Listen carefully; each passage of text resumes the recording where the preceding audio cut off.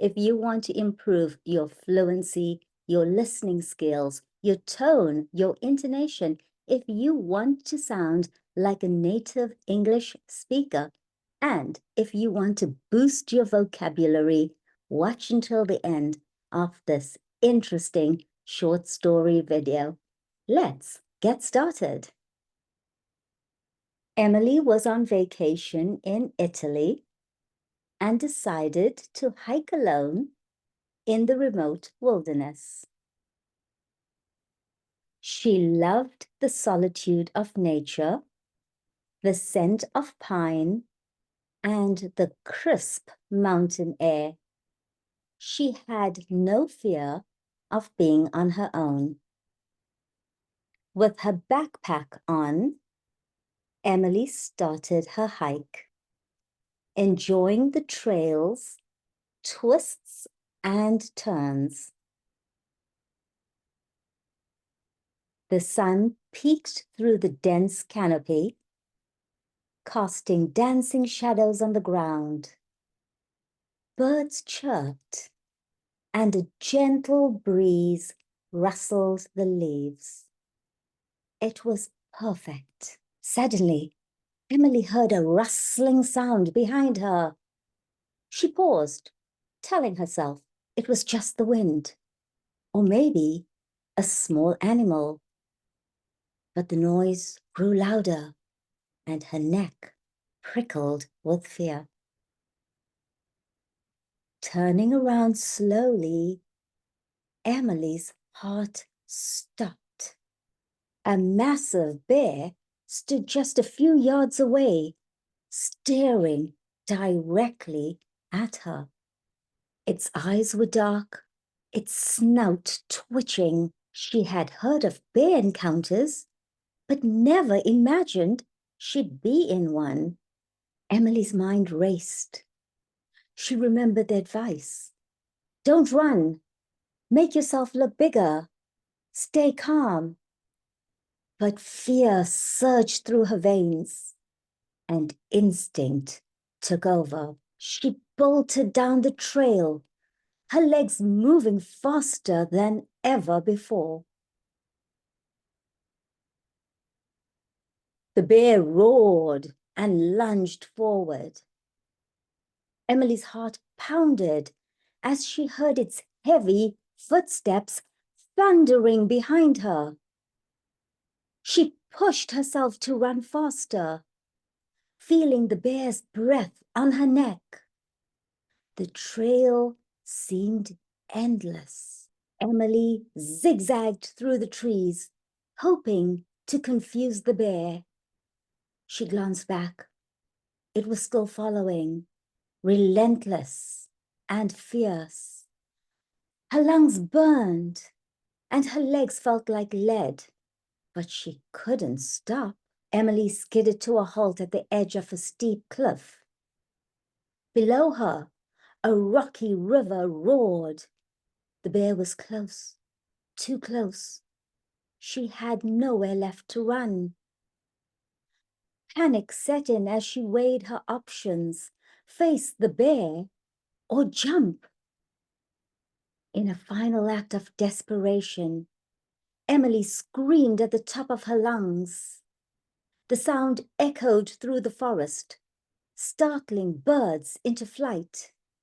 She waved her arms, trying to appear bigger, but the bear kept advancing. As the bear reared up on its hind legs, a loud crack echoed through the forest. A park ranger, alerted by Emily's scream, fired a tranquilizer dart. The bear roared one last time before stumbling and collapsing to the ground. Emily collapsed to her knees, shaking uncontrollably. The ranger rushed over, checking to ensure she was okay. Emily's eyes filled with tears of relief and gratitude. The bear, now unconscious, lay still beside her. The ranger explained that the bear had likely been startled and acted out of fear, not aggression. He emphasized the importance of carrying bear spray and making noise while hiking to avoid surprising wildlife. As Emily sat on a nearby log, she thought about her decision to run. She realized how lucky she was that the ranger had arrived in time. She knew she needed to be more prepared and cautious in the future. Despite the scare, Emily didn't give up on her love for hiking. Instead, she became more knowledgeable and cautious, always carrying bear spray, making noise, and hiking with others whenever possible. Months later, Emily learned that the bear she encountered had a cub nearby, which was why it had acted so aggressively. She realized that her actions had inadvertently put her in danger by alarming the protective mother bear.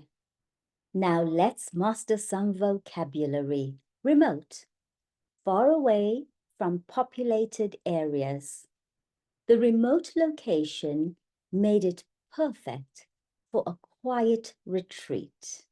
Remote, wilderness, wilderness, a natural, undeveloped area that is not significantly altered by human activity.